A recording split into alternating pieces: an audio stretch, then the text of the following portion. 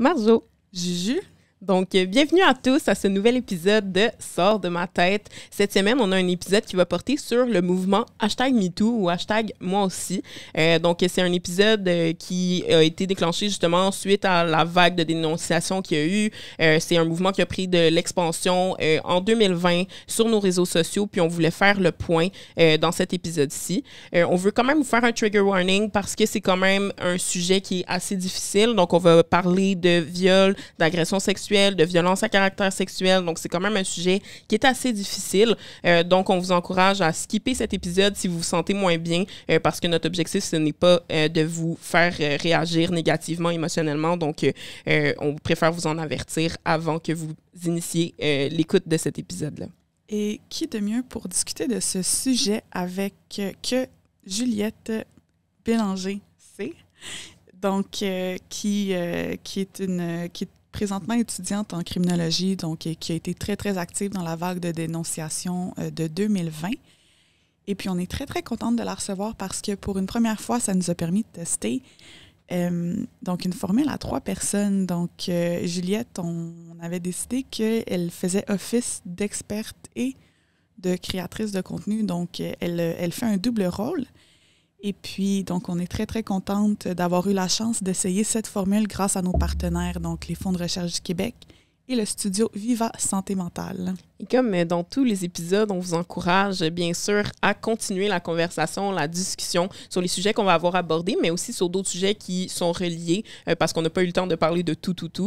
Donc, vous pouvez soit le faire dans la barre les commentaires sur la chaîne YouTube ou vous rendre sur notre page Instagram Sors de ma tête où est-ce que la thématique du mois sur lequel on va faire des vulgarisations, des infographies va porter sur le mouvement #MeToo ou #Moi aussi. Donc, on vous invite à prendre part à cette magnifique discussion. Tout ça dans le respect. Et sur ce, on vous souhaite un bon podcast.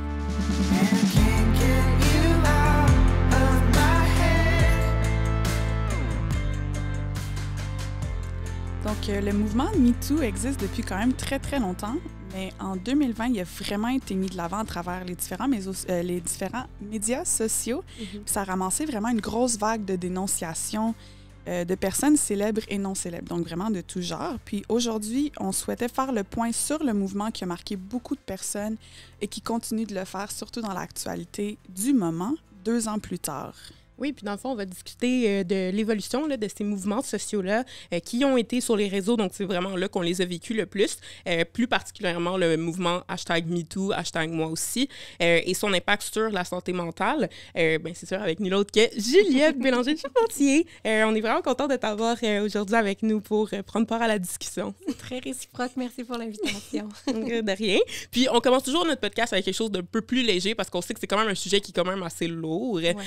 Donc, on se demandait, est-ce que tu as une anecdote par rapport à ton parcours sur les réseaux sociaux? Genre, c'est vraiment spécifique, là, mais... J'ai pas d'anecdote en particulier. Je sais, par contre, que j'ai commencé il y a 7 ans, donc j'avais 20 ans quand j'ai commencé. Ça a commencé par une passion pour la photographie, en fait. Donc, absolument pas ce que je fais aujourd'hui. Je prenais en photo mes cafés, j'allais dans tous les cafés de Montréal, puis j'aimais vraiment ça, justement présenter cette petite scène-là. C'était vraiment mon plaisir.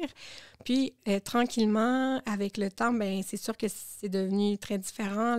Instagram est devenu aussi une plateforme où il s'est mis à avoir un peu plus de marketing. Ça a changé un peu plusieurs perspectives. Puis moi, à ce moment-là, je suis devenue aussi, j'ai été un petit peu plus suivie, donc mes photos de café sont devenues de plus en plus populaires. Je les aime encore, mes photos de café. Mais j'ai commencé à étudier au certificat en criminologie, ensuite en victimologie.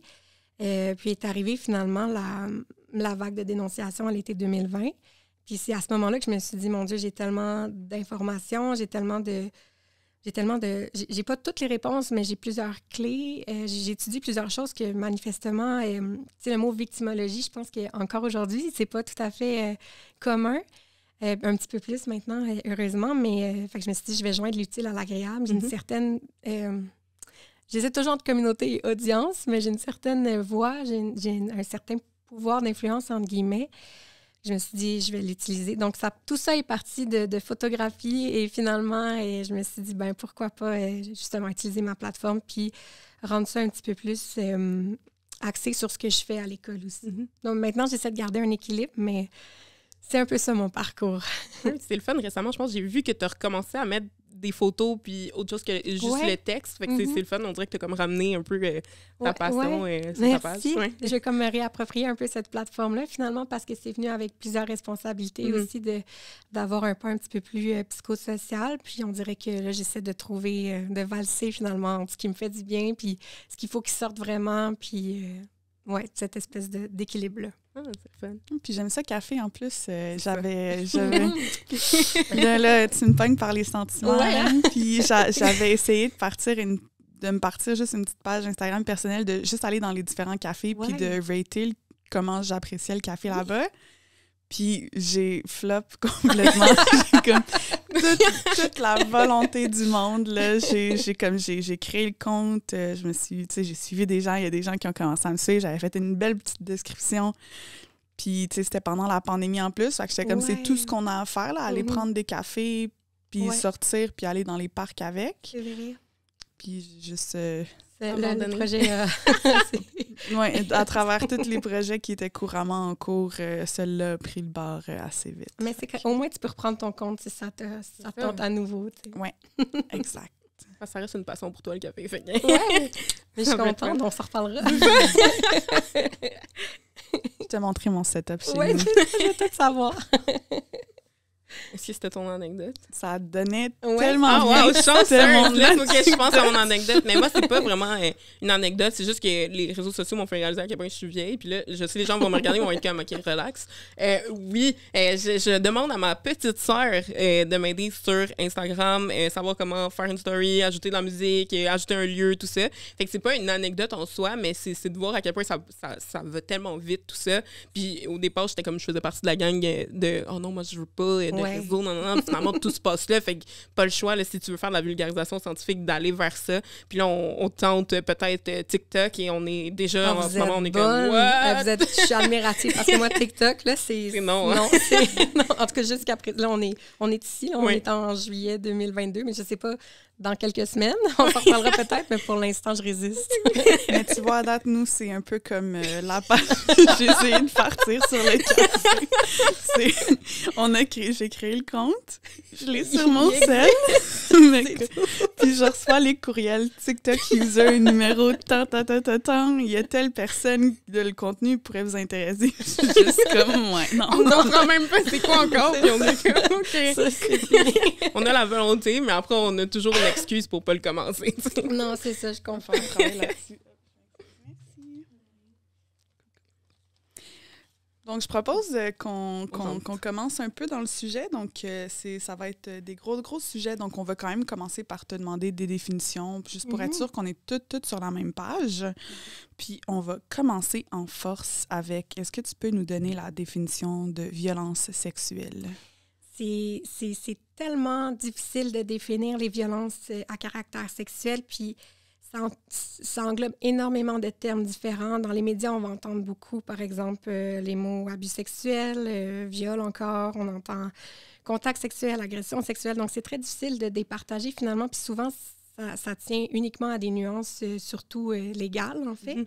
Donc, il y a des définitions qui sont légales. Je ne m'attarderai pas sur celle-là parce que elles visent surtout à démontrer qu'il y a eu un crime, donc sont beaucoup plus circonscrites. Ce qui m'intéresse, moi, personnellement, puis celle que je trouve la plus inclusive, c'est la définition psychosociale. Okay. Donc, dans le fond, c'est une définition qui est assez large. Et, ça vient en fait, des orientations gouvernementales qui se sont dit il nous faut une définition au-delà de la définition des définitions légales. Il nous faut une définition qui permette à tout le monde de comprendre l'ampleur du phénomène, puis les complexités aussi, les singularités que ça amène, puis selon chaque personne. Donc, il voulait vraiment créer une définition qui était très inclusive, puis qui permettait finalement à chaque personne victime ou survivante de se sentir accueillie, finalement.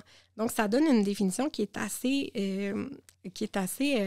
longue. Je vais vous la lire intégralement, mais je la lis parce que je la retiens pas, mais elle est importante à connaître quand même dans les grandes lignes.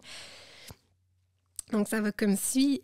Une agression sexuelle est un geste à caractère sexuel avec ou sans contact physique, commis par un individu sans le consentement de la personne visée ou, dans certains cas, notamment dans celui des enfants, par une manipulation affective ou par du chantage.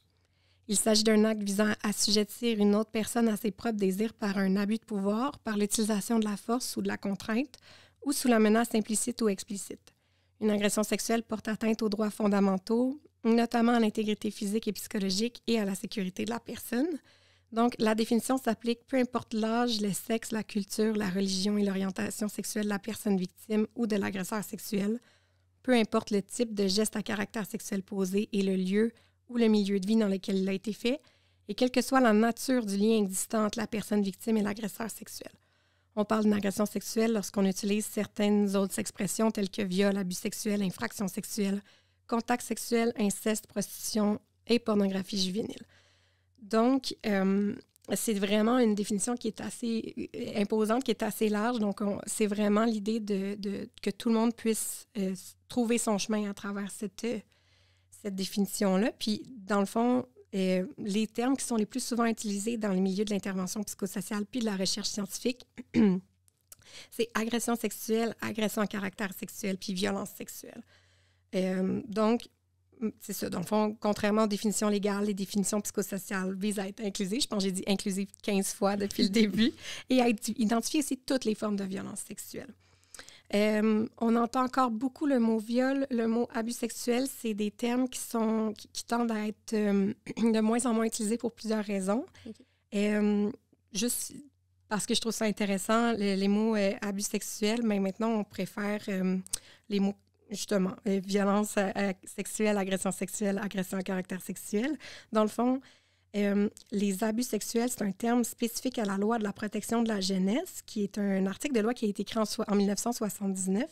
Puis à cette époque-là, on était moins sensibilisés aux anglicismes. Mm-hmm. Donc, ça vient de sexual abuse. OK. Et je trouvais ça super intéressant parce que j'ai une de mes professeurs qui parlait justement des mots abus sexuels qu'elle n'utilise plus. Puis elle disait, dans une certaine mesure, le mot abus, il fait référence au fait qu'on peut abuser de plusieurs choses sans que ce soit criminel ou non éthique, par exemple. Donc, on peut abuser de chocolat, par exemple. Okay. Mm-hmm. Puis ça reste un abus, mais c'est pas... Il y a une notion de permissivité dans l'abus, de tolérance de la permissivité dans le mot abus.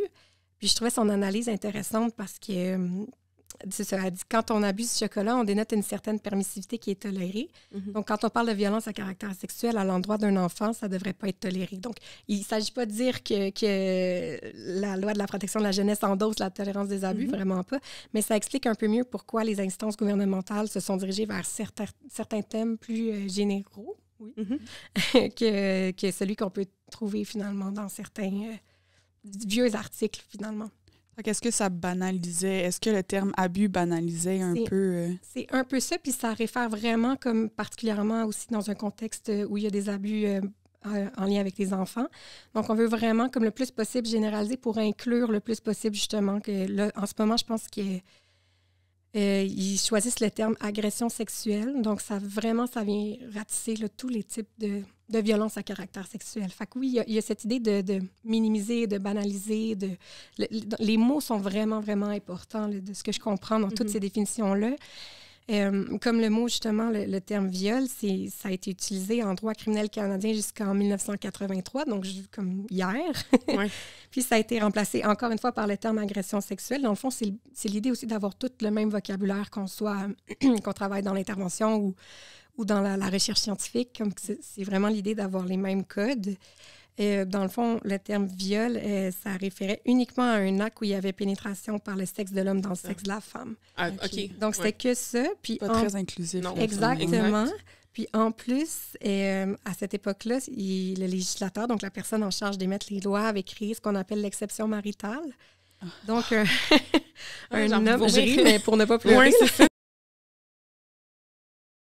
C'est vraiment... donc, un homme ne pouvait pas violer sa femme au nom de la loi. Donc, autrement dit, la femme ne pouvait pas refuser à son mari d'avoir des relations sexuelles puisque c'était son devoir, finalement, son devoir d'épouse. Et puis, le viol pouvait uniquement être perpétué par un homme sur une femme. Donc, ça excluait toutes les possibilités d'une agression sexuelle d'une femme envers un homme, d'un homme envers un homme, d'une femme envers une femme.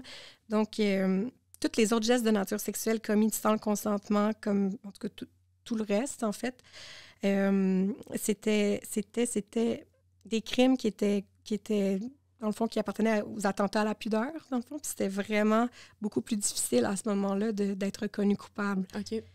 Donc, le mot viol, c'est ça, comme on l'entend aujourd'hui, ça renvoie vraiment à une définition stricte d'un acte coercitif, mais c'est uniquement par un homme sur une femme. Encore aujourd'hui? Non, aujourd'hui, ça a été changé. Ça a été changé, heureusement. Okay, mais quand on entend le mot viol, historiquement, ça le bagage, c'est celui-là. Exact. Fait que c'est pour ça qu'il tend vraiment à disparaître. OK. En espérant que le progrès qu'on fait, au moins sur tout ce qui est agression à caractère sexuel, demeure et fasse pas comme, exactement. comme les droits des femmes en ce moment. Là, ben, c'est vraiment ça. Puis ça centralisait beaucoup l'importance suggestive d'une violence à caractère sexuel selon uniquement la présence d'une pénétration aussi. Fait que c'est après... le mot viol, le mot abus sexuel, il y en a pour qui ça va être vraiment réparateur d'utiliser ces mots-là aussi. Il y a tout le côté de retour de pouvoir personnel qui n'est pas à négliger là-dedans. Il y a des personnes qui préfèrent dire d'elles-mêmes qu'elles sont des victimes, d'autres qui préfèrent dire survivantes, d'autres qui préfèrent ne dire aucun de ces mots-là. Je pense que les mots ont le poids aussi d'être réparateurs personnellement. Mais après, c'est intéressant de s'attarder au bagage, justement, comme je disais, au bagage historique, puis de voir comment ça se fait que ça change, à quel point ça va vite aussi, les changements par rapport à tout ça. Mais donc, pour répondre à la question de manière très courte, c'est cette longue définition-là psychosociale et aussi la définition légale qui est intéressante. Mais pour ce qui nous occupe en ce moment, je pense que la définition psychosociale est la plus adéquate. Mm-hmm. Donc, de ce que je comprends, c'est vraiment une définition pour que les personnes qui vivent de la violence sexuelle, de la violence à caractère sexuel, puissent s'y retrouver, mais aussi puissent avoir la liberté d'utiliser les mots qui font en sorte que les personnes peuvent s'approprier leur expérience. C'est exactement ça, oui. Plus inclusif, dans le fond. Oui, c'est le mot à retenir. Exact. Comme il a été mentionné si souvent à travers la définition. Mm-hmm. Puis dans le fond, avec tout ça, le mouvement #MeToo, pourrais-tu nous en parler un petit peu plus? À partir de 2020, parce que c'est ça, tu nous disais aussi que c'est un mouvement ça fait vraiment longtemps qu'il existe, mais moi, avant ça, personnellement, j'avais jamais entendu parler de ça. C'est vraiment pendant la pandémie que tout a explosé, fait que peut-être à partir de là... Bien, vraiment, c'est ça, le mouvement MeToo, il date il y a plusieurs années. J'ai l'impression que l'été 2020, en tout cas ici, au Québec, ça a été la continuité, finalement, de ce mouvement-là. Mais oui, je pense que ça a été un moment très, très marquant où, collectivement, il y a eu une espèce d'explosion où les gens se sont dit, plusieurs personnes victimes ou survivantes se sont dit, via les réseaux sociaux, c'est le meilleur moyen de dénoncer, d'être entendu, d'être cru aussi. Puis ça, c'est quelque chose qui manquait, je crois, énormément, qui manque encore, évidemment, beaucoup dans le paysage de la victimologie en général. Mais je pense que vraiment, ça a été ce besoin, ça a été comme un abcès qui a été crevé, pour utiliser une image vraiment pas très ragoûtante. Ça a été vraiment un besoin, finalement, de nommer les gens, de nommer les choses, de dire qu'elles ont vécu des agressions. Je sais aussi que ça est allé jusqu'au harcèlement psychologique. Il y a eu une espèce de cétacé général. Puis bon, après, je pense que c'était absolument nécessaire. Puis je pense que ce sera toujours nécessaire de dénoncer. C'est sûr qu'après, il y a eu toutes les questions de cancel culture par rapport à ça. Il y a eu, je pense que c'est des questions... pour lesquels on réfléchit encore aux réponses. Mais ça a été vraiment un été très dense, très chargé, où on a appris beaucoup aussi à travers tout ça. Fait que ça a été vraiment je dis un été, évidemment, ça a été beaucoup plus loin que ça. Puis encore aujourd'hui, il y a plusieurs dénonciations. Les réseaux sociaux sont privilégiés aussi encore à ce jour, pour être des canaux de dévoilement. C'est sûr que ça vient aussi avec toutes sortes de moins bon côté à plein d'égards. Mais c'est comme ça que je perçois ce mouvement-là, en fait. Ou un mouvement où on s'est mis en posture d'écoute aussi beaucoup, où les personnes victimes sont devenues au centre, finalement, des besoins. Puis ça a été vraiment... C'était assez... c'était impressionnant de voir à quel point, justement, l'écoute était différente, les gens étaient beaucoup plus actifs. Et je l'ai vu, moi aussi, dans la réceptivité de ce que je publiais, ou dans la réception. En tout cas, je voyais vraiment l'intérêt changer. La curiosité aussi prendre forme beaucoup. Le besoin d'avoir des balises pour soutenir aussi les personnes, parce que, les personnes victimes et survivantes, j'ai l'impression que parfois, quand il arrive des choses comme ça, on pense à la personne victime dans notre entourage, puis on veut lui poser plein de questions. C'est un réflexe qui est humain, mais c'est aussi un réflexe qui demande une certaine retenue aussi. Je pense qu'il y a plusieurs choses qu'on ne savait pas trop sur quel pied danser, avec raison. C'était aussi, ça prenait de cours, c'était très chargé. Je pense que ça a été un été où on a eu besoin de s'outiller vraiment aussi en victimologie, voir c'était quoi comment réagir, comment soutenir, comment réagir aussi si une personne de notre entourage était celui ou celle qui était dénoncée. Ouais. Je pense qu'on a appris très, très, très, très rapidement cet été-là.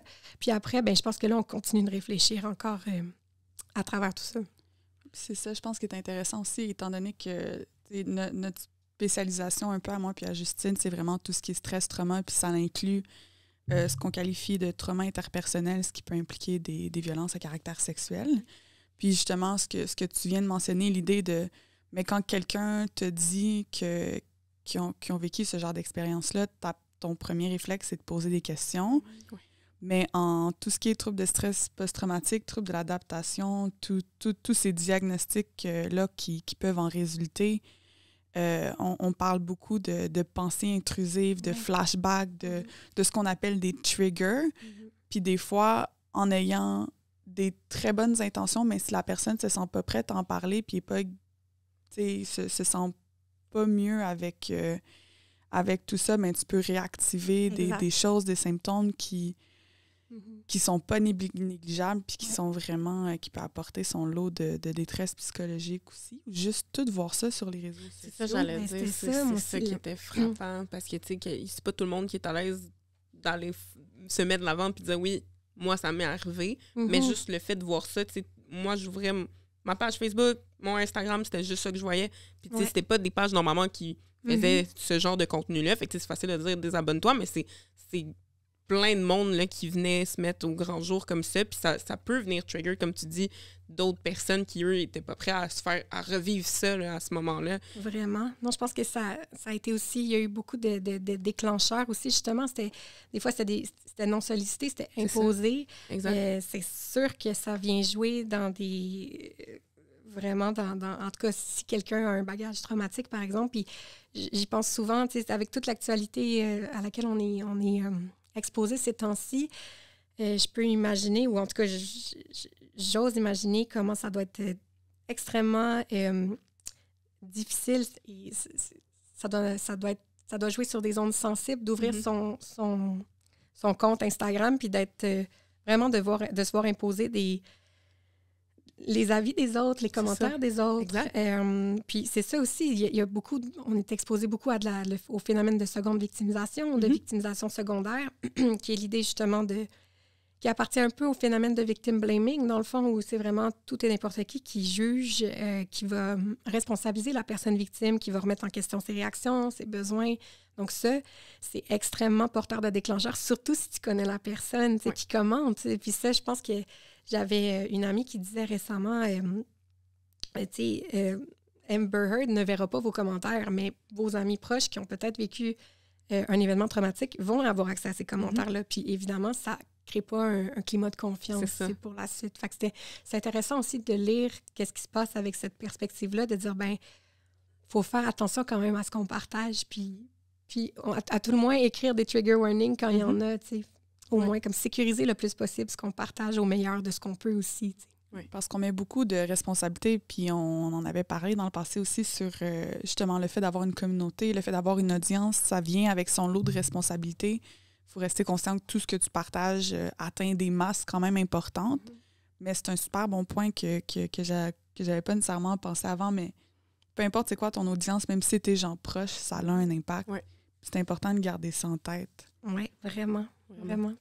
Et vous, en tant que femme qui avez vécu ce mouvement-là, si on se détache un peu de notre expertise de recherche, comment vous l'avez vécu, cette vague-là, à ce moment-là, mais aussi aujourd'hui, est-ce que ça a encore un impact sur comment vous... vous sentez? Moi, beaucoup. Mais on dirait que j'ai de la misère à détacher. C'est intéressant, j'ai de la misère à détacher la femme de la personne qui s'est... On dirait que moi, j'ai répondu en étant très, très active. Ouais. C'est comme j'avais besoin de ne pas me sentir impuissante. Puis j'avais aussi, humblement, j'étais en victimologie. J'étudiais là-dedans et par passion et comme 24/7, ce qui n'était pas une bonne hygiène de vie à ce moment-là. Mais je m'y intéressais. On peut comprendre. Mais je m'y intéressais franchement beaucoup. Donc, c'est sûr que j'ai beaucoup aimé parler de mémoire traumatique. J'ai aimé amener justement, de parler de l'état de stress post-traumatique. J'ai aimé parler de ces choses-là. J'ai aimé donner des outils au meilleur de mes connaissances, puis en équipe, en équipe, avec des amis aussi, des collègues qui m'aidaient à travers tout ça. Donc, j'ai pas eu le choix d'être active. Mais comme moi, personnellement, c'est effectivement, c'est une vraie bonne question. Bien, toutes vos questions sont vraiment bonnes, mais je pense que je me suis jamais arrêtée pour me demander comment je m'étais sentie par rapport à tout ça. Évidemment, je préférais de ne pas dire évidemment, mais par la force des choses, il y a eu des gens autour de moi qui ont été précipités dans leur dévoilement aussi par rapport à tout ça. Je pense que c'est venu avec une pression qu'on ne voyait pas tant à ce moment-là, mais qu'avec du recul, je pense qu'il y a plusieurs personnes qui ont senti la pression aussi de dévoiler, de manière anonyme ou non. Mais donc, évidemment, il y a eu des ajustements à faire à travers tout ça. Beaucoup de questions par rapport à la cancel culture de mon côté, vraiment, vraiment beaucoup, parce que j'ai tout un pan aussi criminologique qui croit à la réinsertion, la réhabilitation sociale. Qu'est-ce qu'on fait de la cancel culture quand on est dans ces enjeux-là? Donc, mais je me permets aujourd'hui, avant je me mettais la pression de devoir répondre à ces questions-là et que ces réponses-là soient cohérentes et les mêmes pour le reste de mes jours. Aujourd'hui, je me permets d'être un petit peu plus flexible. Je me permets d'être nuancée selon chaque cas aussi, de me dire, OK, pour cette personne-là, pour moi, c'est difficile de croire en une réinsertion en quelques années. Pour une autre, oui, selon tel facteur, je me permets de faire du cas par cas. Alors qu'on n'est pas très à l'aise dans le cas par cas de manière générale. C'est normal, c'est insécurisant de se retrouver devant du cas par cas alors qu'on est habitué aux étiquettes, on est habitué aux boîtes, puis ça sécurise, ça permet aussi d'identifier rapidement le danger.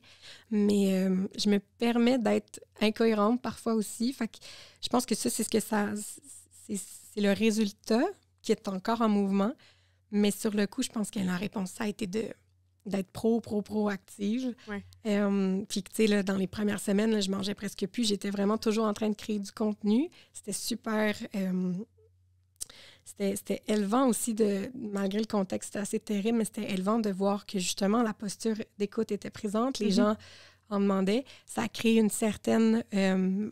des certaines attentes aussi. Donc, il a fallu que, moi, personnellement, je gère ça. Mais après ça, c'est vraiment des petits détails, mais c'est comme ça que je l'ai vécu. Mais je suis contente que ça ait permis de libérer une certaine parole. Ça, c'est sûr et certain. Il y a eu un soulagement en moi, même si ça a été vertigineux de me dire, OK, il y en a. Puis ça, je pense qu'on a juste vu la pointe de l'iceberg même cet été-là. Exact.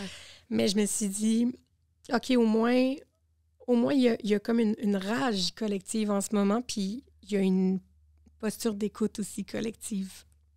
Fait que ça a été un espèce de... À la fois, ça a été doux amer, maintenant. Oui, vraiment. Toi, Marjo, tu l'as vécu comment, comme à ce moment-là, justement, en 2020? Bien, ça l'avait poussé beaucoup de réflexion, je vais avouer. Il y avait, tu sais, comme qu'on sait, c'est quoi les stats? C'est 3 femmes ou 3 femmes sur 5, je pense, qui vont... La dernière nouvelle, c'est ça. Qui vont être victimes d'une violence à caractère sexuel une fois dans notre vie. Puis, tu sais, tu mentionnais un peu plus tôt que chaque personne le définit différemment. Puis pour moi, ça a été ça. Ça m'a vraiment repoussée à essayer de... Tu sais, j'avais un peu mis ça dans une boîte, puis comme j'avais pas trouvé de définition, puis c'était correct avec ça, ça changeait, tu sais, d'une fois à l'autre, comment je définissais ce qui s'était passé. Puis, dans cette vague-là, ça a vraiment un peu tout poussé de comme, OK, ben là... Ben voici la définition que certaines personnes. Est-ce que c'est cohérent avec ma définition à moi? Est-ce que c'est cohérent avec mon expérience? Tu sais, puis je me rappelle que à ce moment-là, quand j'avais été chercher de l'aide, c'était un gros struggle de définir. J'osais pas trop mettre des mots dessus parce que on dirait que quand tu mets ces mots-là, c'est comme... C'est vrai. Ça valide, ça prend vie puis ça devient vrai. c'est Exactement. réel. Oui, c'est ça. Puis tu deviens, tu sais, c'est ça, tu deviens une victime. C'est ça. Puis là, t'es comme, comment est-ce que moi, je me... comment est-ce que je m'insère, comment est-ce que je me conceptualise à travers tout ça. Que c'était vraiment ça. Mais aussi des réflexions que je trouvais hyper intéressantes, c'est la notion de pardon. Tu sais, justement, toutes les gens... Tellement. Ouais, quand Tellement. les figures publiques recommençaient à vouloir, tu sais, la réinsertion dans le milieu public, tu sais, c'est quoi leur responsabilité? Est-ce que c'est assez? Puis le fait que, bon, ben, cette décision-là, ben, veux pas, c'est à quel point, tu sais, comme l'importance d'impliquer justement les gens qui ont été victimes / survivantes aussi là-dedans. Donc, ça a été plein de réflexions, certaines douces puis plaisantes, d'autres un peu plus amères, exactement. Donc, Je comprends. C'est intéressant la notion de pardon parce que j'ai l'impression qu'on conceptualise la réparation uniquement via le pardon. Tu sais. Puis je me pose la question, je me dis, est-ce que c'est lié à tout notre bagage religieux aussi par rapport à tout ça? C'est comme si le pardon est l'unique voie pour guérir, entre guillemets, ou en tout cas pour obtenir réparation. Alors qu'on voit souvent dans plusieurs cas qu'au contraire, le fait de ne jamais pardonner ou de ne jamais savoir si on va pardonner ou non. Je dis « moi, j'ai jamais vécu de violence à caractère sexuel ». Je préfère le dire parce que des fois, ça peut mettre des pressions aussi à certaines personnes d'être très actives dans le mouvement. Mais je pense qu'il y a tellement de moyens de trouver réparation, puis le pardon n'est pas l'unique voie. C'est vraiment un point que je trouve intéressant à étudier. Ouais. C'est vrai. Puis toi? Ah ouais, moi, c'était aussi très mitigé. Au début, c'était des célébrités. Fait que là, tu te dis, OK, c'est loin de moi. Puis après, il y a d'autres listes qui sortent, puis c'est comme monsieur, madame, tout le monde. Ça m'a stressée. Là. Pour vrai, ça m'a pris quelques jours avant de vouloir ouvrir cette liste-là parce que j'avais vraiment peur. T'sais, j'ai quand même beaucoup d'amis gars. J'ai des gars, des oncles, un père, des grands-parents, en tout cas. Et que j'étais vraiment stressée d'ouvrir cette liste-là. C'est aussi de se remettre nous-mêmes en question de genre, est-ce que moi, j'ai déjà fait quelque chose qui aurait pu rendre quelqu'un d'autre inconfortable avec toutes les définitions, comme tu dis, qui arrivaient. Là, c'était rendu que comme juste une caresse sur le bras, ça peut être considéré pour quelqu'un comme un mouvement. Fait que c'est aussi de la remise en question par rapport à soi.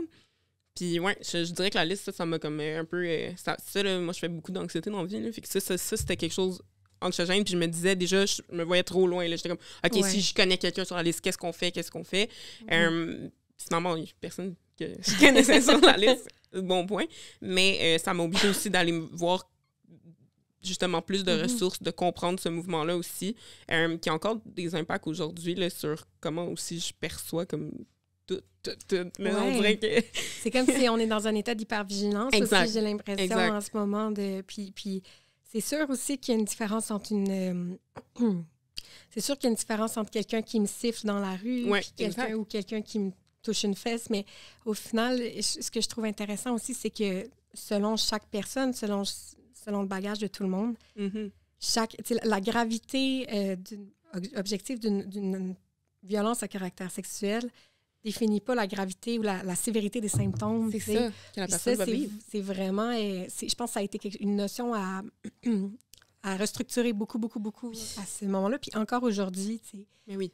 Ça dépend aussi. C'est ça, on connaît pas la personne, qu'est-ce qu'elle a vécu avant, on connaît pas non plus d'où elle vient. Est-ce qu'elle a un historique de troubles de santé mentale, par exemple? Donc, il y a tellement de spécificités liées à la personne comme telle qu'on ne peut pas juger sur le même comme dans les mêmes balises, dans les mêmes étiquettes. Tout ça est un continuum. Donc, ça aussi, c'est des notions qui sont difficiles à partager au final. Ouais. Mais que je pense, ou à moins que j'ai des lunettes très, très roses, mais je pense qu'on comprend de mieux en mieux ces enjeux-là. Mais je pense que ça revient un peu à l'idée du cas par cas, comme tu mentionnais par rapport au pardon, qu'on est comme pas très, très à l'aise de, on veut quelque chose de clair, de catégorique, de général. Puis là, d'arriver puis d'être comme, oui, mais non, le même événement chez 3 personnes différentes vont générer potentiellement peu ou pas de symptômes chez quelqu'un. des symptômes de sévérité moyenne chez quelqu'un, chez la deuxième personne. Puis dans la troisième personne, tu vas avoir des symptômes cliniques sévères qui peuvent résulter en un trouble ou un état de stress post-traumatique.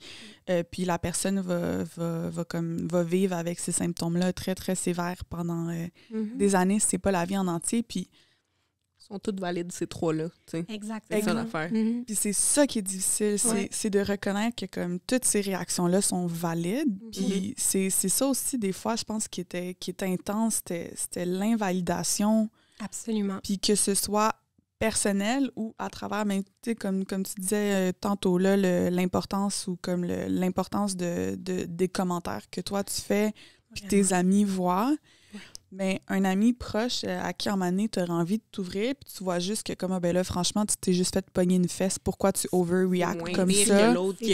Mais non, c'est pas moins pire pour cette personne-là, nécessairement. T'as raison. Là. Vraiment. Puis on en parle, j'ai des frissons. Parce que je me dis, en fait, dans plusieurs études, on remarque que les personnes victimes ou survivantes qui sont sondées dans ces études-là vont dire, ben moi, c'est plus tant le trauma, donc l'événement traumatique qui est difficile, c'est toutes les réactions que j'ai eues autour. Donc, c'est tout le phénomène de seconde victimisation auquel j'ai été confrontée, que ce soit via le système de justice, lors de la plainte officielle ou surtout lors des dévoilements aux proches, dans le fond. Parce que déjà, tu as vécu un événement traumatique. Déjà, ton corps est en état de choc. Toute ta vie est en... mettons qu'on prend la personne pour qui, là, vraiment, ça a un impact majeur. En exemple, parce que c'est ça, il y a plusieurs réactions possibles, mais moi, ma phrase clé, c'est toujours... c'est une phrase clé, c'est pas la mienne, là, c'est toutes des réactions normales à un événement anormal. Là. C'est ça. Mais c'est incroyable quand même de devoir de devoir dévoiler quelque chose qui a porté atteinte à notre intégrité physique, psychologique, sexuelle. Puis de devoir... Déjà, c'est un immense... c'est une trahison envers l'humanité, là, ça sonne gros, mais c'est, de facto, on a confiance les uns envers les autres, que personne ne va s'attaquer, sinon on ne serait pas fonctionnel. Donc, si quelqu'un s'en prend à nous, évidemment, ça ébranle tous nos repères de confiance. Là, si en plus on les dévoile à des gens envers qui on devrait avoir confiance, c'est incroyable les impacts que ça a. Donc, il faut non seulement dévoiler, il faut peut-être donner les détails traumatiques pour que la personne nous croie. Il faut convaincre la personne que c'est arrivé. Il faut la convaincre que nos réactions étaient bonnes. Donc, non, je ne me suis pas défendue, j'ai figé. Ah oui, mais t'étais super séduite par ce gars-là au départ. Oui, mais c'est, tu sais, comme, donc tout ce qui finalement pose la personne au cœur de la responsabilisation, la responsabilité de l'agression. Donc, il faut vraiment convaincre de ses réactions que c'est arrivé, que c'est valide. C'est une énergie énorme, plus le bagage du trauma comme tel. Donc, évidemment, c'est extrêmement difficile. Puis je pense qu'il y a plusieurs hypothèses, c'est quelque chose que je répète souvent, mais je pense qu'on a tendance à responsabiliser. Une des hypothèses, en tout cas, dans lesquelles je crois beaucoup, c'est que je pense humainement, on a de la difficulté à croire que c'est possible qu'une personne puisse s'attaquer à une autre. Donc, c'est plus facile de responsabiliser la personne non seulement, je pense, pour intégrer toutes les choses que nous, on ne fera pas, pour éviter de vivre ça inconsciemment, là, généralement. Mais aussi, c'est ça, c'est toute cette idée que c'est très, très, très confrontant, c'est très douloureux de s'imaginer que quelqu'un qui nous ressemble puisse avoir été victime d'une violence à caractère sexuel. Donc, on veut s'en éloigner, on veut s'éloigner de tous les repères, tous les codes qu'on peut identifier. Donc, c'est plus facile à ce moment-là de croire que la personne avait une responsabilité dans cet événement-là, que finalement, ce soit juste arrivé par hasard. Ça ébranle tous nos schémas de confiance de s'imaginer ça.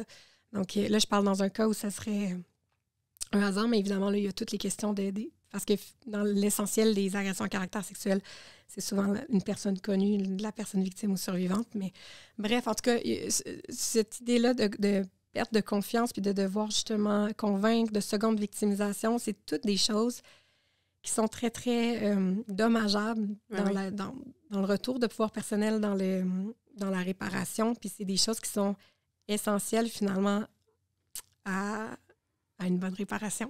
Oui, c'est ça.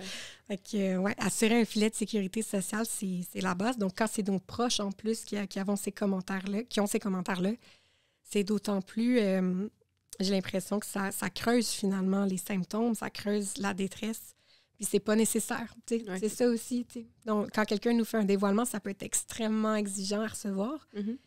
Mais je crois qu'il y a des moyens d'être outillé pour faire le mieux qu'on peut, puis ne pas projeter finalement, ne pas poser trop de questions intrusives, puis juste remercier la personne de sa confiance. Puis la guider vers les meilleures ressources ou lui dire rapidement si on n'est pas à l'aise.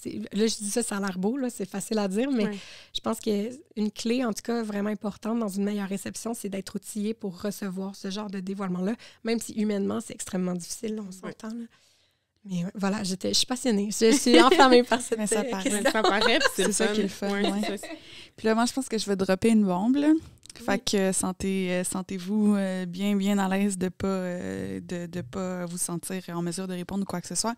Mais tu sais, mettons tout ce qu'on vient de discuter jusqu'à présent, je pense qu'il y a beaucoup de parallèles qui se font avec les événements récents de Roe and Wade. Donc, tout ce qui se passe par rapport au droit à l'avortement aux États-Unis, parce que nos gentils voisins du Sud, mais avec toutes les définitions, toutes les expériences qu'on est en train de partager, par exemple, dans les États où est-ce que le droit à l'avortement est enlevé, par exemple, dans le cas d'une victime d'agression à caractère sexuel, est-ce que tu considérerais ça comme une violence sexuelle en soi? Oui, moi, je pense que oui. Oui, forcément, parce que tout ça est contre le consentement là, de la personne. Donc, j'aurais mettons vraiment instinctivement et émotionnellement et personnellement, là, et non d'un point de vue académique ou en tout cas vraiment de moi à vous. Moi, je le considère vraiment comme une violence à caractère sexuel parce qu'il est très, très, très, très... je cherche le mot invasif. Oui, invasif, oui. Donc, vraiment, moi, je fais... Puis je pense que c'était une publication que j'avais faite d'ailleurs, puis j'avais eu de la misère à la justifier, à l'expliquer. Je pense que c'était justement une réaction très émotive, mais je vois ça vraiment comme quelque chose qui va vraiment très loin là, dans le fait de pour ne pas utiliser ce mot-là, de violer le consentement de quelqu'un là, jusqu'à finalement, c'est un impact pour la vie. Toute violence à caractère sexuel a un impact à long terme là, pour plusieurs personnes, mais ça, je trouve personnellement, on est à un autre niveau. Là. Vraiment, vraiment. Ça devient dangereux. Oui. Sans trop s'enflammer. Oui, non, je suis très d'accord avec comment tu l'as dit. J'aurais pas su le dire aussi bien parce qu'il y aurait eu des sacres et autres dans ma réponse à cette question.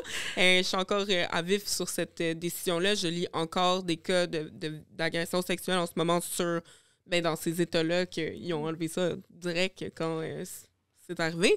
Des cas de jeunes filles autant que moins jeunes. On s'en fout. Tu sais, moi, ça me... Oui, je vois ça comme... Oui. Non, c'est ça. Oui. Puis je sais pas vers où ces personnes-là vont se retourner à ce moment-là. Ça va être zéro sécuritaire. Fait que, tu sais, pour moi, pro-vie, c'est un petit mot, c'est un petit concept. Oui, non, c'est ça. Tu sais, qui veut pas dire qu'est-ce qu'il veut dire, dans le fond. Exact. Bonjour. Écoute, on s'entend que forcer une grossesse chez quelqu'un, ça va loin. Ça va loin en tabarnak, là, on va se dire. Tu sais, je veux même pas... tu sais, j'ai récemment été sur un cycle d'hormones, puis j'ai vraiment pas aimé les symptômes que ça l'a créé. Puis c'était juste 1 mois. Fait que... C'est ça. Puis ça m'a tellement fait un parallèle frappant de comme tabarnak. Ça me fait chier de faire ça pendant 1 mois, puis c'est ma décision.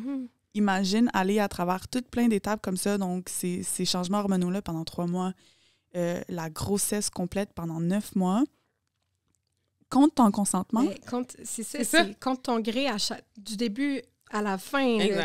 C'est vraiment, on t'impose une vie complètement différente là, de celle à laquelle tu t'étais imaginé, puis tu peux rien faire, tu n'as sensiblement pas ton mot à dire. Là, ça doit être, j'en parle, là, ça doit être anxiogène, ça doit je sais pas, c'est sûr je sais pas jusqu'à quel point la détresse ou les troubles de santé mentale vont augmenter ou vont être plus importants. Je sais pas c'est quoi les ressources. Je peux pas imaginer quelqu'un qui se dit pro-vie puis qui déploie pas les ressources pour aider ces personnes-là. Je trouve le concept extrêmement anxiogène et vraiment c'est vraiment épeurant. C'est vraiment, vraiment épeurant. Ça me fait peur parce qu'ils sont pas si loin que ça de nous. Là. Ils Des sont fois, à je vois côté. des affaires comme ça. Je sais que plus loin, l'avortement n'a pas le droit, mais on dirait que quand c'est loin, t'es comme, OK, au moins... Là, c'est genre juste à côté, la porte d'à côté. Puis là, je me disais, OK...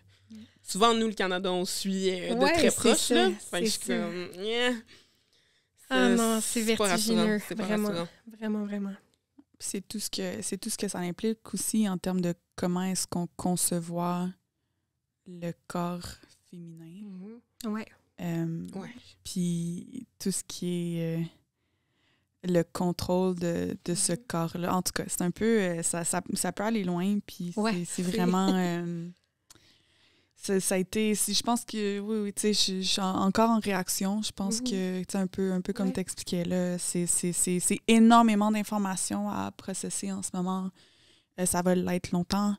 J'ai même... j'avais... Sur un élan de frustration, j'avais même écrit au NIH, le National Institute of Health aux États-Unis. Je leur avais demandé s'ils allaient financer les projets de recherche sur les impacts psychosociaux de cette décision-là. Oui, absolument. Évidemment, je n'ai pas eu de réponse. Évidemment, c'est ça. Quelle surprise! Non, c'est ça, mais ça a été... c'est un peu comme toutes les vagues de choses qui arrivent, que ce soit le mouvement #MeToo, que ce soit la pandémie, que ce soit cette décision-là. C'est vraiment l'anticipation de comme sur la santé mentale. Ouais. De quoi est-ce que ça va avoir l'air dans plusieurs années, parce que pour l'instant, on réagit, grosse adrénaline, tu sais, on est fâché, on est tout plein d'émotions, puis je pense qu'il y a comme énormément de désir de mobilisation aussi. Mais comme une fois que toute cette adrénaline-là, elle drop... Mais c'est ça. Moi, ça m'a fait peur parce que, habituellement, tu sais, je vous disais tantôt, moi, j'ai été dans la réaction, j'ai été très proactive. Pour cette décision-là, j'ai figé, j'ai paralysé. Je me suis sentie à la fois très, très, très impuissante. C'est comme si toutes les voix qui s'élevaient, ça devenait agressant pour moi. Puis là, je me disais qu'il faut que j'écrive de quoi. Là, en même temps, je ne voulais pas tomber dans le militantisme de performance non plus. Puis là, je me disais, mais mon silence est confortable aussi parce que... Donc, c'est comme si... Ça me fait peur de figer. Alors qu'habituellement, ces enjeux-là me font réagir vraiment, vraiment fort. Donc, c'est comme si j'étais comme étrangère à la réaction de mon corps à ce moment-là. Puis ça a été vertigineux parce que je me suis dit, OK, c'est aller chercher quelque chose que jamais ça va chercher. Donc, on fait quoi avec ça? Mais je pense que là, c'est ça, on est en réaction, puis on s'aide, on en parle, on dégèle ensemble, on digère aussi, parce que ça veut dire beaucoup. Ça veut dire encore plus, je pense, que ce qu'on est capable de s'imaginer jusqu'à présent. J'ai des amis qui ont juste décidé de s'effacer des réseaux sociaux parce qu'ils m'ont dit, Marjo, c'est trop. C'est agressant. Je suis plus capable de gérer. Puis comme j'ai besoin de prendre du recul pour me faire ma tête, puis comment je vais réagir à tout ça. Fait que c'est une réaction très, très valide aussi. Là, donc, oui. c'est important de valider les différentes réactions. Au même événement. Puis je pense que je profiterais de ce moment-là pour glisser tranquillement dans les solutions. Donc maintenant qu'on s'est bien trigger, comment est-ce qu'on gère tout ça? Donc, tu sais, on a vu à quel point les mouvements sociaux, que ce soit #MeToo, que ce soit Roe and Wade, ou tout brièvement du procès aussi d'Apple vraiment rapidement, tu en as parlé tantôt, mais tu sais, tout ça là, qui vient de trigger. Oui, tout ce qui est médiatisé, en fait, parce que c'est vraiment ça, là, c'est de voir tout l'impact que ça a sur les réseaux puis à quel point ça fait plein de vagues. Mais comment est-ce qu'on fait pour réduire les méfaits d'être exposé à autant de choses? C'est vraiment une bonne question. Je suis encore en réflexion par rapport à ça parce que, bon, c'est sûr qu'il y a des choses à faire qui sont vraiment liées à la plateforme comme telle. Fait qu'on peut, carrément bloquer quelqu'un, ne plus la suivre, ou un compte qui est plus sensible. On peut, je pense que je cherche le mot, mais... Restreindre? Oui, exact, merci. J'avais sourdine, j'étais comme ça, mais dans la même famille, donc on peut restreindre quelqu'un. Fait que c'est sûr que on peut vraiment avoir un certain impact sur les gens qu'on suit aussi. Mais après, moi, il y a plein de gens que je suis qui finalement, éventuellement, montrent quelque chose qui vient déclencher des réactions auxquelles je ne m'attendais pas de vivre là, à ce moment-là. Mettons, la stratégie que moi j'utilise, puis ça rejoint un peu ce que je disais tantôt, c'est que j'essaie de tolérer l'inconfort, ce qui est un gros... c'est pas rien quand même, mais de me dire, OK, je me sens pas bien comme ça en ce moment. Et des fois, j'ai l'impression que certaines de mes réactions sont attendues de par l'habitude que j'ai créée aussi, l'espèce de chorégraphie que j'ai créée. J'essaie de me dire, ben ça sert à rien de précipiter une réaction quand moi-même, je suis pas certaine de la comprendre. Fait que tout ce qui est militantisme de performance, même si c'est facile de tomber dans le piège, j'essaie vraiment d'avoir un recul par rapport à ça.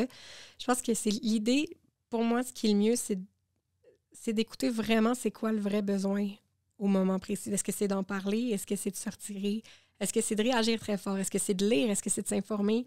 Est-ce que c'est de prendre du temps off? Je pense que tout ça, c'est des stratégies qui, selon chaque situation, tu sais, le procès d'Eb Heard aussi, ça a été très, très exigeant.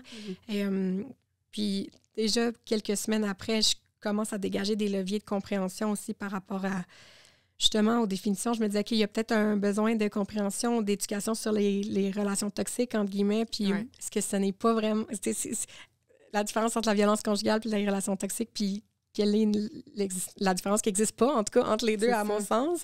Je me disais, OK, tu sais, j'essaie toujours de dégager de la situation, de l'enjeu d'actualité, qu'est-ce qui peut être bénéfique au long terme comme information. Cette espèce de perspective-là, moi, me permet de pas juste réagir puis d'être dans l'émotion, mais d'essayer d'aller trouver, OK, qu'est-ce qu'on peut aller chercher de ça qui peut être pas profitable, mais qui peut permettre des leviers de compréhension pour que les prochaines fois, on puisse se dire « Ah, ben ça, déjà, je le comprends mieux. » Ou ça, déjà. Donc, j'essaie vraiment d'être ouverte à tout ce que ça dégage en moi. C'est pas facile. Il y a des fois où ça me fâche vraiment beaucoup, où j'aimerais ça pouvoir trouver les mots parfaits, où j'aimerais ça pouvoir... Puis là, bon, ça, c'est mes enjeux de performance, là, mais j'aimerais ça être en mesure de pouvoir rejoindre tout le monde. J'aimerais ça, moi, pouvoir comprendre beaucoup plus rapidement, pas être dans l'émotion, tout de suite être dans la rationalisation, mais il y a des fois où ça me vient naturellement, des fois non, ça dépend. Là, en ce moment, ici, plus proche de nous, il y a tout le cas de Simon Hull, là, de l'absolution conditionnelle. Fait que ça, c'est décourageant. Après l'autre. C'est très chargé. Puis on se disait, on est au Québec ou on est au Canada, fait qu'on tombera pas dans les mêmes panneaux. Puis là, t'es comme bang! Juge puis le quin, tabarnak, let's go. Fait que c'est sûr que, tu sais, c'est ça, il y a des enjeux que je suis comme, tout de suite, je suis dans la réaction. Mais j'essaie toujours de centraliser, en tout cas sur les réseaux sociaux, dans ma vie après, à moi, c'est autre chose, mais de centraliser les intérêts puis les besoins des personnes victimes et survivantes. Fait que, mettons, pour le procès d'Eb Heard, je me suis vraiment, ne sachant pas trop comment analyser ça de manière adéquate, je me suis vraiment rangée, ce qui est important pour moi, c'est de dire, je pense aux personnes victimes et survivantes qui sont exposées à ce procès-là qui est épouvantable, qui est un vrai cirque. Sur les réseaux sociaux, ça a été seconde victimisation par-dessus seconde victimisation. Ça a fait des gros dommages. Fait que j'essaie toujours de rappeler que il y a des vraies personnes victimes et survivantes, vraies dans le sens... parce que des fois, les réseaux sociaux, ça rend ça comme très loin de nous, là, mais comme il y a vraiment des gens qui sont très, très affectés par ça, puis il faut faire attention à ces personnes-là. Fait que j'essaie toujours de ramener à ça. Puis ça me permet vraiment un certain recul après pour mieux, comme moi, personnellement, après analyser la situation, mais de me dire, les intérêts des personnes victimes et survivantes seront toujours au cœur de ce que je veux présenter sur les réseaux sociaux. Fait que c'est ça qui me ramène toujours à mon centre après, de me dire, OK, peu importe moi ce que j'en pense, ça, c'est pas grave. C'est une chose. Je peux en parler dans un café ou autour d'une bière. Je peux l'analyser pour mes études, mais ce qui est important de partager, puis je pense que ce qui est important de ne pas perdre de vue, parce qu'on le perd souvent de vue, c'est vraiment les besoins des personnes victimes et survivantes. Fait que c'est des fois, je l'échappe souvent, mais j'essaie vraiment toujours de me ramener à ça. Ça donne un peu un vibe de comme, tu sais, not my circus, not my monkeys. Not my circus, not my monkeys. Puis là, t'es comme, fuck my circus, my monkeys. My circus, my monkeys. Là, t'es comme un peu en train de... Ouais. Mais ça prend quand même une super une maturité émotionnelle. C'est ça, d'être capable de reconnaître. Oui, c'est ça, faut que tu sois capable. Oui, mais tu sais, puis je dis ça, là, je vous dis ça comme ça, là, bien posé, là, comme ça. Là. Il y a des fois où j'écris des affaires, je les enlève. Il y a des fois où je suis vraiment dans la réaction. Il y a des fois où je dis des affaires, après je me dis, oh mon Dieu, j'en dors pas. C'est un apprentissage continuel. C'est ça que je disais tantôt aussi, de me permettre un peu d'être incohérente, d'être inconstante. j'essaie le plus possible d'être cohérente, mais pas humain Non, c'est ça. de l'exiger, en fait. La perfection n'existe pas non plus. Puis juste le fait d'avoir cet objectif-là, pour moi, c'est super admirable aussi. Là. Merci. De garder cet objectif fixe. Puis même nous aussi, quand l'affaire d'avortement est sortie, nous, on était dans la rage au début. Puis on s'est dit, tu sais, notre page, c'est pas nécessairement... Tu sais, notre page Instagram, c'est pas nécessairement de réagir aux éléments d'actualité. Mais ça, on était comme, on est 2 femmes. Ouais. On a un utérus, puis là, on vient de nous dire que comme, notre utérus, c'est à tout le monde. Fait qu'on était comme, oui, on va le faire dans la rage, mais je pense que c'était un peu ça qui allait rassembler aussi, ouais, qui était l'émotion aussi qu'on avait à ce moment-là, qu'on a encore aujourd'hui. Mais ouais, c'est ça. Je sais pas, toi, Marjo, si t'as des trucs pour ça, comme solution. Ben, je pense aussi, là, de faire ce que vous avez fait, là. Il y a ça, là. Ouais, de comme ramener un peu tout le monde puis dire hey, c'est normal qu'on se sente comme ça. Je pense qu'en tant que population, on se sente comme ça. Ça revient au concept de normaliser et déstigmatiser les différentes réactions psychologiques. Fait que je pense qu'il y a ça.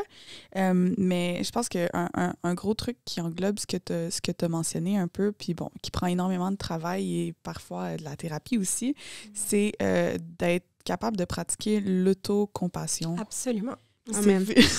Absolument. T'as dit ça, je me suis calmée. C'est vraiment ça, de réaliser que les épaules se sont affaissées. Oui, on est humain, on a le droit à nos réactions, on a le droit à comme se donner le droit et le temps de réagir et de rationaliser après. Ouais. Puis aussi, personnellement, ce que je fais quand je me sens vraiment triggered, puis j'ai vraiment cette peur-là de déranger les autres, je vais demander à quelqu'un si je peux avoir leur support, mais je vais leur demander aussi, est-ce que tu te sens à l'aise de m'apporter support dans ce contexte-là avec ce type de sujet-là? Puis ça me... C'est ça, je trouve ça intéressant que tu fasses ça. T'es genre dans mes seuls amis qui font ça, mais j'apprécie vraiment parce que on dirait qu'à chaque fois, je suis comme, ben oui, tu peux me parler de tout, mais finalement, tu sais, après, quand tu rentres dans le sujet, tu sais, t'as été averti. Ouais. Oui, non, c'est ça. Mais c'est vraiment, c'est beau parce qu'il y a à la fois une espèce d'autocompassion, mais il y a aussi une conscience que l'autre aussi te donne beaucoup quand tu fais ça. Ouais. Fait que c'est prendre soin des autres en prenant soin de soi aussi, dans une certaine mesure. Fait que c'est vraiment... En tout cas, je pense que c'est un réflexe qui est vraiment bon. Puis... Attends, ouais. Et je pense qu'on se fait couper par le temps... J'ai essayé de faire signer. Non, mais il est super gentil déjà d'avoir... c'est pas la même personne. C'est pas la même personne. C'est pour ça que je sais. Ben non. Mais on peut y aller... avec la conclusion que ça repart. Oui, je pense que... Non, c'est ça, ça a été une super belle discussion jusqu'à présent, puis on n'est pas obligé de couper ça non plus. Là. Mais je trouve ça très cocasse. Ça comique que les gens voient que c'est tout en direct, les amis. Voilà, pas de montage. Mais je pense que c'est ça. Après avoir discuté de quelque chose de très, très triggering, bien aussi avoir discuté de solutions, de comment est-ce que nous, on gère ça en tant qu'être humain qui sont remplis de qualités et de défauts. On va prendre le temps de laisser repasser encore. OK. Cool. Puis on va prendre le temps de te remercier, en fait, d'avoir accepté notre invitation, d'avoir eu cette discussion-là avec nous qui peut générer toutes sortes d'émotions. Puis, donc, si les auditeurs veulent te suivre, où est-ce qu'on peut aller? Simplement, c'est mon nom, là, c'est Juliette Bélanger C sur Instagram. Je suis un petit peu moins active que ce que j'étais, mais c'est ça, j'essaie de me réapproprier, d'être un petit peu plus équilibrée dans ce que je propose, de respecter aussi ce que je souhaite partager ou non, et de respecter le besoin aussi que j'ai finalement de ne pas être toujours dans la réactivité, ce que j'étais beaucoup avant. Donc, oui, c'est Juliette Bélanger C sur Instagram uniquement. On vous l'ajoute dans la barre d'infos pour ceux qui sont sur YouTube. Comme ça, ça va être vite. Là. Vous cliquez et vous allez avoir accès direct. Merci énormément d'avoir pensé à moi. Merci pour l'invitation. Ça me fait plaisir. Je suis fan de ce que vous faites. Merci. Si jamais vous voulez, avant qu'on fasse un stop à tous, si jamais vous voulez poursuivre la discussion, évidemment, donc vous êtes les bienvenus à commenter dans la boîte YouTube ou sinon, on va poursuivre la discussion à travers nos publications Instagram au moment où est-ce qu'on va publier et disséminer ce podcast. Donc, voilà. Merci. Merci.